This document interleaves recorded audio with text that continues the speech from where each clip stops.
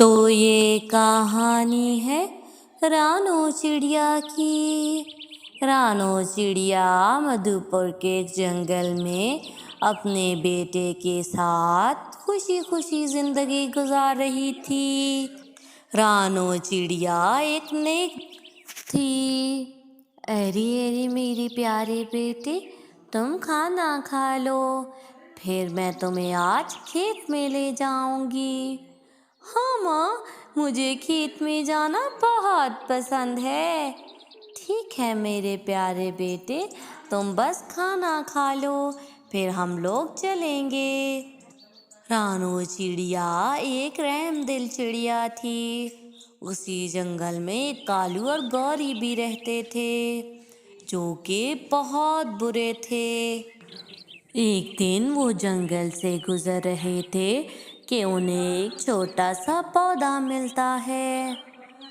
ارے ارے میری جان بچا لو، میں یہاں پر مر رہا ہوں، مجھے کوئی پانی لگانے والا نہیں ہے۔ تم لوگ اگر مجھے پانی لگاؤ گے تو میں تم لوگوں کو بہت سارے پھل دوں گا۔ یہ بات سن کر کالو اور گوری اس پودے کا مذاق بنانے لگتے ہیں۔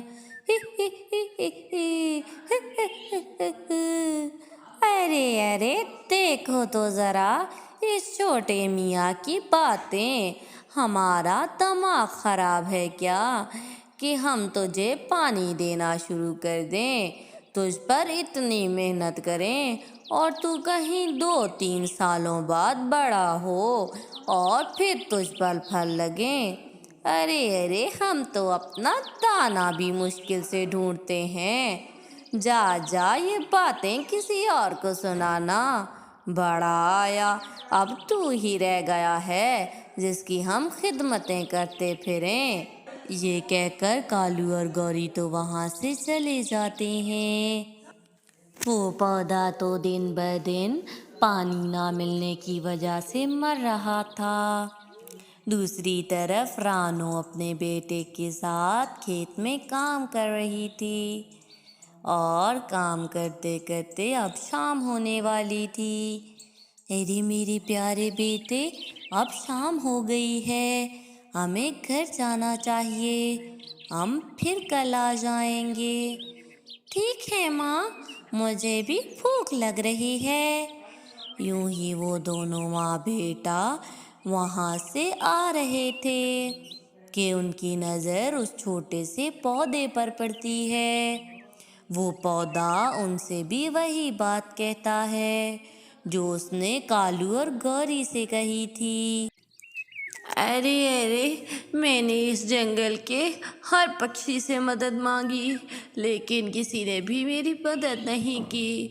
میں پانی نہ ملنے کی وجہ سے مر رہا ہوں، مجھے یہاں سے لے جاؤ، میری دیکھ بھال کرو، میں تمہیں میٹھے میٹھے پھل دوں گا۔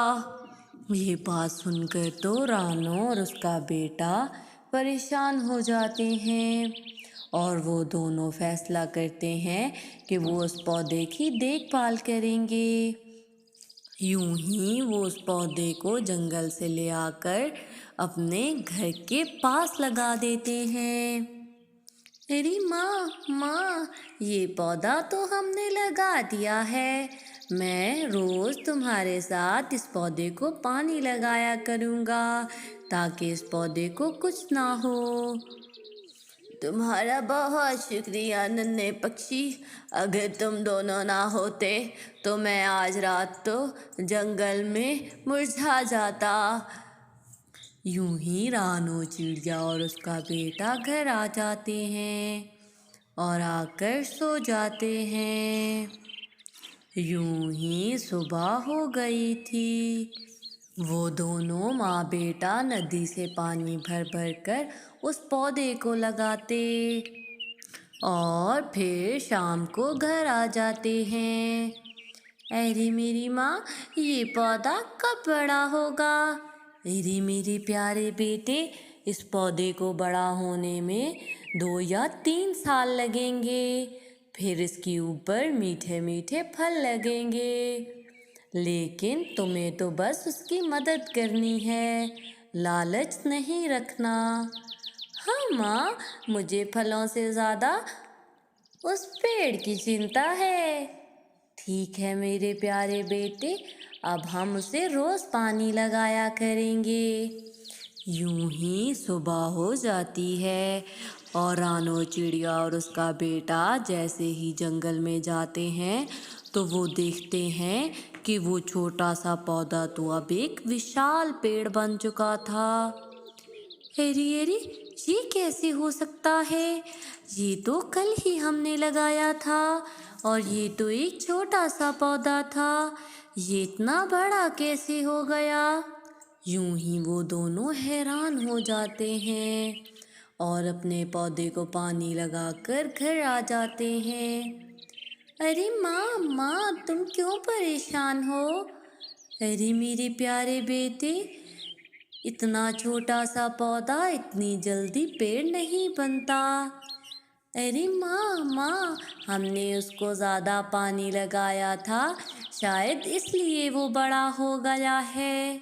رانو اپنے بیٹے کی بات سن کر اسے کچھ نہیں کہتی، لیکن وہ من ہی من میں بہت ڈر گئی تھی۔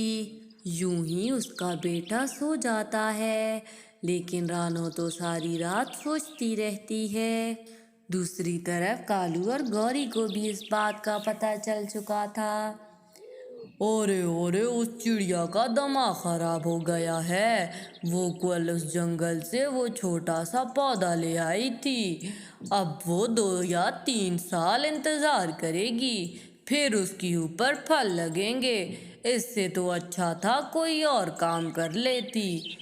ہاں اس چڑیا کو تو ویسے ہی اپنی تعریفیں کروانے کا بڑا شوق ہے، صرف واہواہی کے لیے ایسا کرتی ہے، اس کا تو دماغ خراب ہے۔